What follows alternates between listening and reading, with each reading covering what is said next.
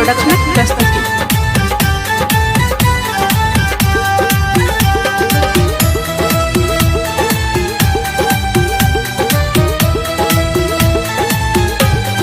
सबसो सुंदर मिथिला धाम दोसर पायब कोन ठाम।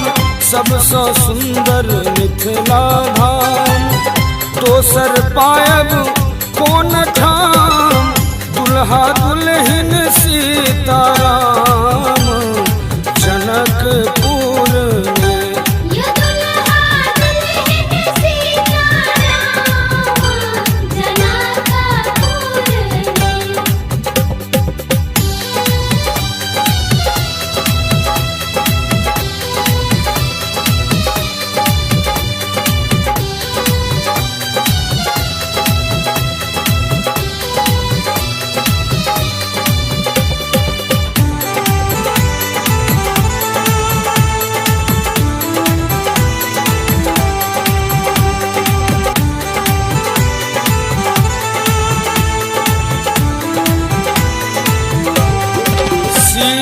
धिया सुकुमारी ओछत जनक दुलारी। सिया धिया सुकुमारी ओछत जनक दुलारी।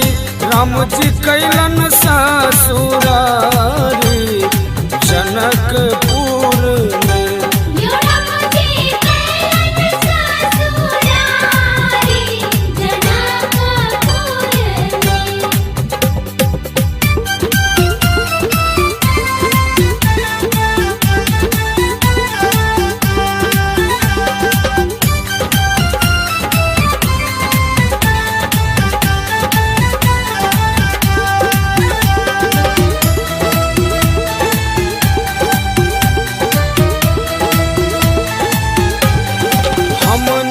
करबै ककरो आस जखन मिथिला हमर बास।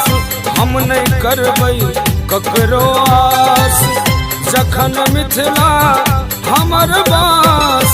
हमर बहिन बस खास जनकपुर में।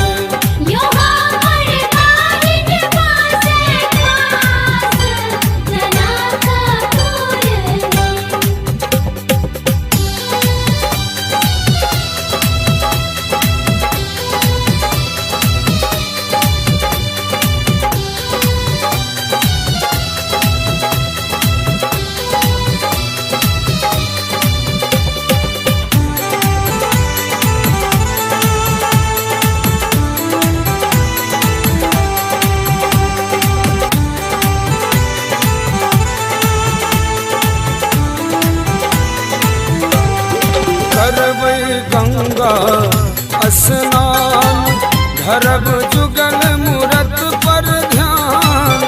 करबै गंगा स्नान धरब जुगल मूरत पर ध्यान। जिनकर सेवक हनुमान जनकपुर में।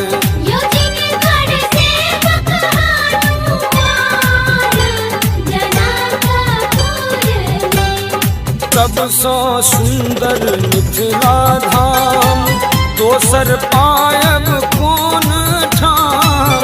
सबसो सुंदर मिथिला धाम दोसर पायब